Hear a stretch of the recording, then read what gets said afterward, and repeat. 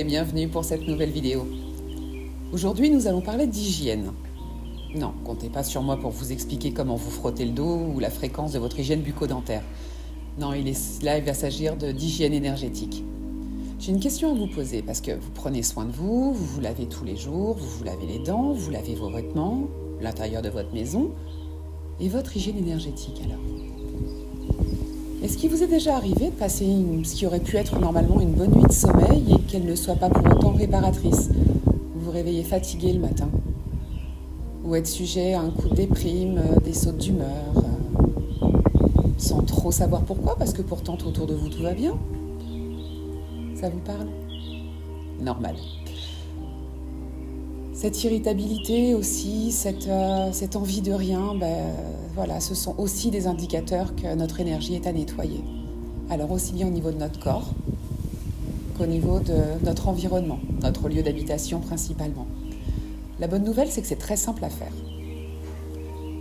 Moi, je vais vous donner 2-3 petites astuces et vous verrez, ça se fait au quotidien.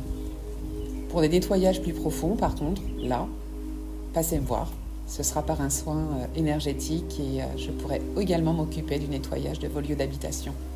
Énergétique, hein, toujours pas le ménage.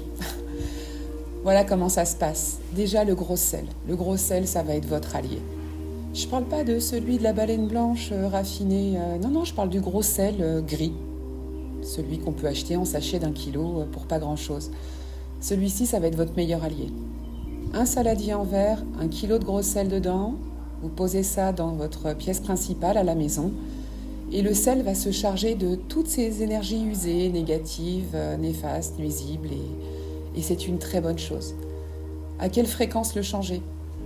Moi, dans mon cabinet de soins, c'est tous les 4-5 jours. Ça, c'est normal. Par contre, pour un lieu d'habitation, tout dépend du nombre de personnes qui viennent, le nombre de personnes qui vivent sur place. 1 fois par mois, c'est une bonne fréquence. On peut aussi mettre des verres de gros sel au niveau de sa chambre à coucher. Ça permet aussi d'apaiser le sommeil. Alors, moi, j'utilise le sel tel quel.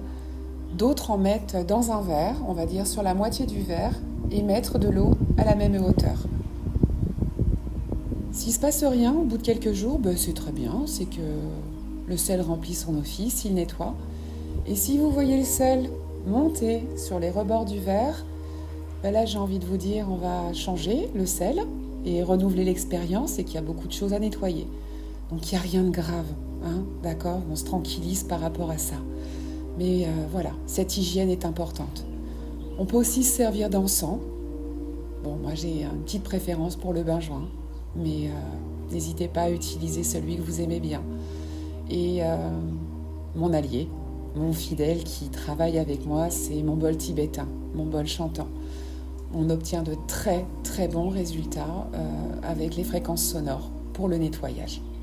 Aussi bien pour notre corps que pour notre environnement. Donc on peut en user, en abuser et voilà, il n'y a pas de mal à se faire du bien.